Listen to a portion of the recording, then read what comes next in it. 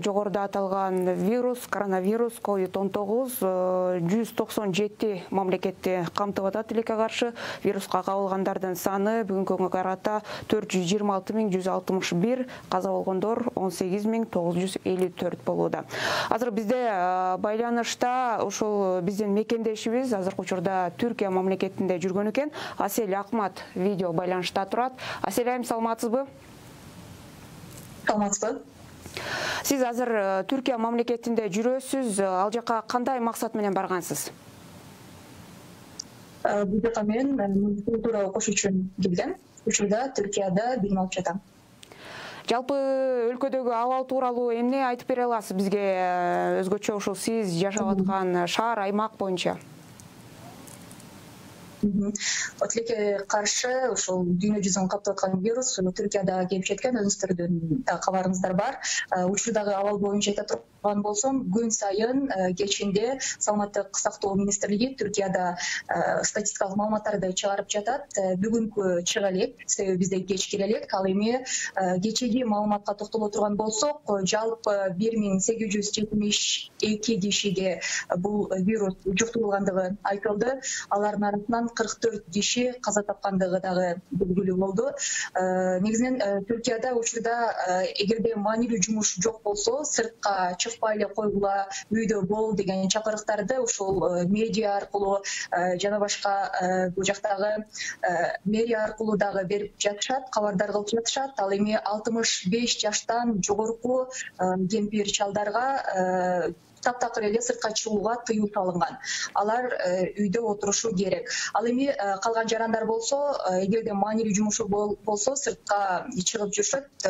Учурдагы абал боюнча айта турган болсок, негизи эле бардык эле мекемелер жабылган жок. Алардын арасында айрым мекемелер иштеп жатат. Ошондуктан көчөдөн дагы адамдарды кезиктирүүгө болот. Бирок мурдагыдай жыш эмес, өтө аз сандагы адамдарды кезиктирүүгө болот. Ал эми учурда биз билим алып жаткандыктан студенттердин абалы боюнча айта турган болсок, бүгүнкү күндө бул жакта кыргызстандык студенттер абдан эле көп. Мен Коня шаарында жайгашкан Селчук университетинде билим алып жатам. Учурда Коня шаарындагы кыздар балдардын абалы жакшы. Биз бул жака келген программа бизге бардык мүмкүнчүлүктөрдү, шарттарды түзүп берип жатат. Бизди бардык жактан көзөмөлдөп, биздин ден соолугубуз үчүн негизи эле бардык талаптарыбызды аткарып жатышат алар. Бизден кам санабагыла деп дагы айткым келет. Ал эми көпчүлүк студенттер биринчиден эле бул жактан биз вирусту алып барбайлы деген максатта Кыргызстанга кетпей жатышат. Көпчүлүгү, албетте арасында бар айрымдар кеткен, бирок көпчүлүгү бул жакта. Жана дагы мен эфирге чейин дагы байланышып көрдүм көпчүлүк бул жакта окуган студенттер менен. Алардын айтымында азыр биздин кете турган оюбуз жок деген пикирлерин айтышты.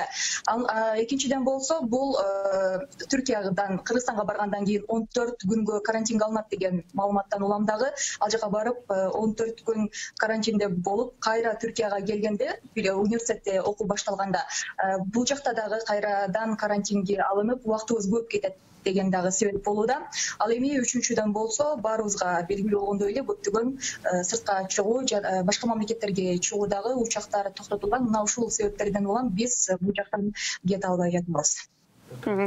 Асель айым, айтсаңыз, мына бүгүнкү күндө ошо Кыргызстанда буга чейин өзгөчө абал киргизилип атат айрым аймактарда. Бирок буга чейин биздин жарандар, жалпы жарандарыбыз ошол тартипке баш ийбей, мындай кенебестик кылып аткандыгы жалпы коомдо айтылып атат да. Сиз мына бөлөк өлкөдө ал жердеги элдин тартиби жөнүндө жогоруда айтып өттүңүз. Жалпы элге, биздин элге, кыргыз элине, кыргызстандыктарга эмне кайрылуу, эмне бир кеп кеңешиңизди айтат элеңиз, ошол сиз жүргөн өлкөнүн тажрыйбасын мисал кылып? Бул жакта негизинен ушул адамдардан көпчүлүгү эле, мисалы мен тааныган журналисттер жана башка мугалимдер, негизи эле жалпы жонунан көпчүлүк кесиптенелери үйүндө иштөөнү баштады. Мен дагы кыргызстандыктарды жалпы үйдө калууга чакырып кетмекчимин, ар бир Кыргызстандын жараны катары. Анткени биз бул вирустун жайылышына үйдө отуруп гана биз жардам бере алат экенбиз. Андан башка тилекке каршы бизнесмендери, акчасы барлар акчалай жардам берип атышат. А негизи карапайым калк үйдө отуруп гана жардам бере алат экенбиз. Ошондуктан үйдөн чыкпаңыздар деген сунушту айтмакчымын.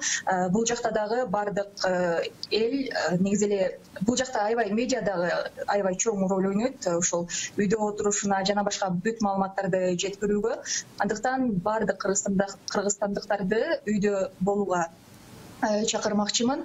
Ошондой эле бул жакта негизи тилекке каршы ошол кээ бир мекемелер иштеп жаткандыктан эл бир жерден бир жеке барууга дагы андай муктаж болуп жатпайбы. Ошондуктан дагы мен сиздерге бир маалымат айта кетейин. Негизи эле бул жакта көчөдөгү элдер азайды албетте.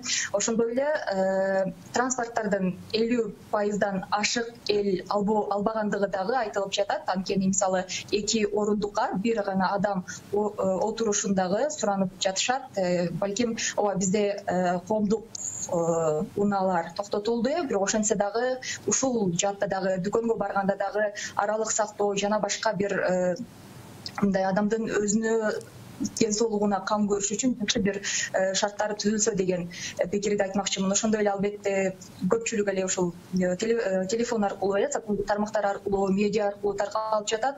Мисалы кол мейли тагыныш кереги, маска тагыныш керек деген ошол нерселерди негизи эле айтылып жаткан саламаттык сактоо министрлиги айтып жаткан жана башка айтылып жаткан маалыматтарды толук аткарууга чакырат элем. Анткени бир гана биз ушул үйдө болуп гана бул вирустун жайылбашына салым кошо алабыз.